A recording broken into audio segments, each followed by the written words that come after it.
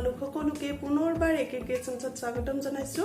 আপোনালোকৰ বাবে আজি মই আন এটি নতুন টেস্টি ৰেচিপি লৈ আহিছো আজি আপোনালোকলৈ আন এটি খুবেই টেস্টি লাৰুৰ ৰেচিপি লৈ আনিছো হেয়া হৈছে পনীৰৰ লাৰু পনীৰৰ এই লাৰুৰ ৰেচিপিটো আপুনি কেঁচাগোল্লা বুলিও ক'ব পাৰে এই লাৰুটো আপুনি যিকোনো উৎসৱত বা বিশেষ দিনত বনাব পাৰে আৰু সৰু ল'ৰা ছোৱালীৰ পৰা ডাঙৰলৈকে সকলোৱে এই লাৰুটো খাই খুবেই ভাল পাব আৰু এই লাৰুটো আপুনি প্ৰসাদ হিচাপেও আগবঢ়াব পাৰে এই ৰেচিপিটো বনাবলৈ একেবাৰে সহজ হয় আৰু আমি কম সময়ৰ ভিতৰতে কম ইনগ্ৰেডিয়েন্ট ব্যৱহাৰ কৰি বনাব পাৰো গতিকে আহকচোন আজিৰ এই ভিডিঅটো আৰম্ভ কৰো আৰু এয়া বনাবলৈ আমাকনো কি লাগিব চাওঁচোন আহক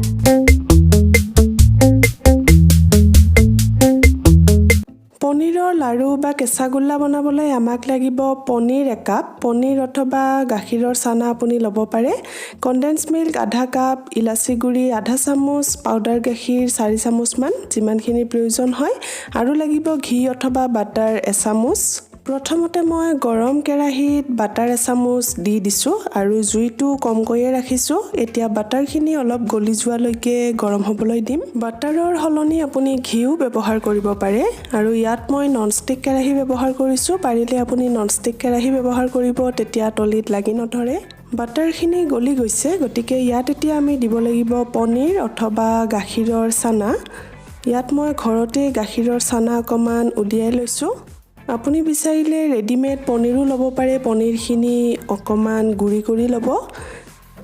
এতিয়া ইয়াত মই 1 কাপৰ জোখত গাখীৰৰ চানা দি দিলো এইখিনি এতিয়া আমি বাটাৰৰ লগত অলপ ভালকৈ মিহলি কৰিব লাগিব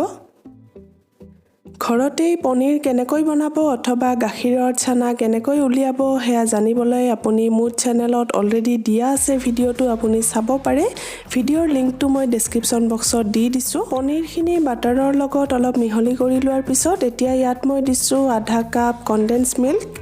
প্ৰথমতে একেবাৰতে মই গুটেখিনি কনডেন্স মিল্ক ঢালি দিয়া নাই অলপকৈ দি দিম নহলে পৰিমাণটো বেছি হৈ যাব পাৰে আৰু আপুনি সোৱাদ অনুসৰি কনডেন্স মিল্কৰ পৰিমাণটো দিব পাৰে কনডেন্স মিল্কৰ হলনি আপুনি চেনিও ব্যৱহাৰ কৰিব পাৰে কিন্তু কনডেন্স মিল্কেৰে বনালে এই লাৰুটোৰ সোৱাদ বহুত টেস্টি হয় হেহে মই ব্যৱহাৰ কৰিছো এতিয়া প্ৰথমতে অকমান কনডেন্স মিল্ক দি পেলাই এইখিনি ভালদৰে মিহলি কৰি লৈছো আৰু যদি প্ৰয়োজন হয় আৰু অকমান কনডেন্স মিল্ক মই যোগ কৰি দিম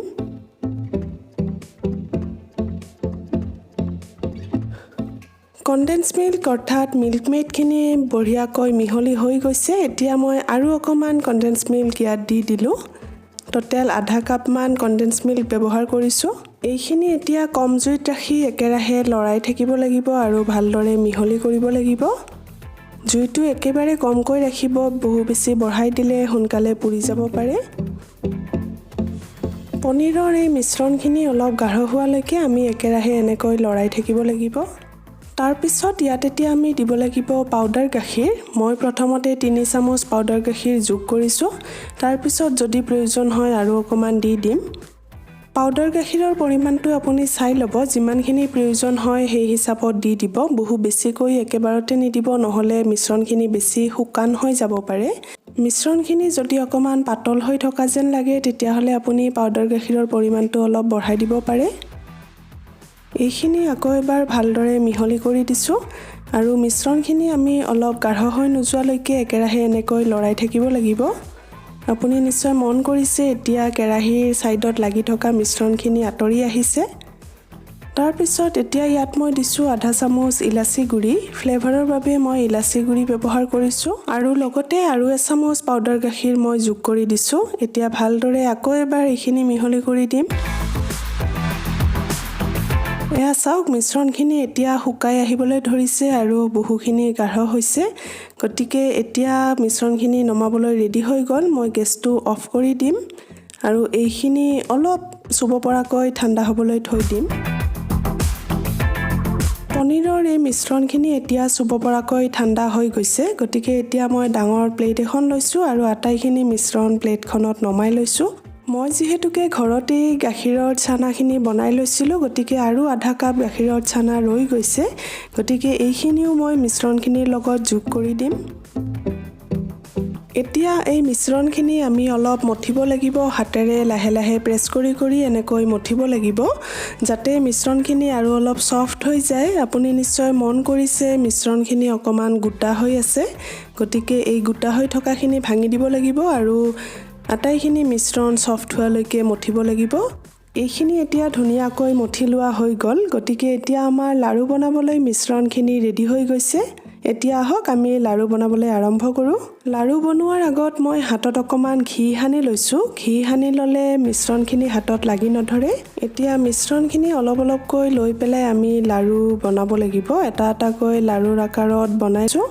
হাতেৰে লাহে লাহে প্ৰেছ কৰি কৰি অথবা দুয়োখন হাতৰ মাজত লৈ পেলাই আপুনি লাৰুৰ আকাৰটো দিব পাৰে এয়া চাওক আমাৰ ধুনীয়াকৈ এটা লাৰু বনাই লোৱা হৈ গ'ল দেখিবলৈ ধুনীয়া হৈছে আৰু এই লাৰুটো সঁচাকৈ খাবলৈ বহুত বেছি টেষ্টি হয় আপুনি যদি এই লাৰুটো এবাৰ খাই নাচায় তেতিয়াহ'লে আপুনি বহুখিনি মিছ কৰিব গতিকে পনীৰৰ এই লাৰু অথবা কেঁচা গোল্লা আপুনি এবাৰ বনাই ট্ৰাই কৰি চাব আশা কৰিছোঁ আপুনি বহুত বেছি ভাল পাব লাৰুৰ আকাৰকেইটা আপুনি পছন্দমতে সৰুকৈ বা ডাঙৰকৈ বনাব পাৰে একেই ধৰণে এতিয়া বাকীখিনি মিশ্ৰণেৰে আমি এটা এটাকৈ লাৰু বনাব লাগিব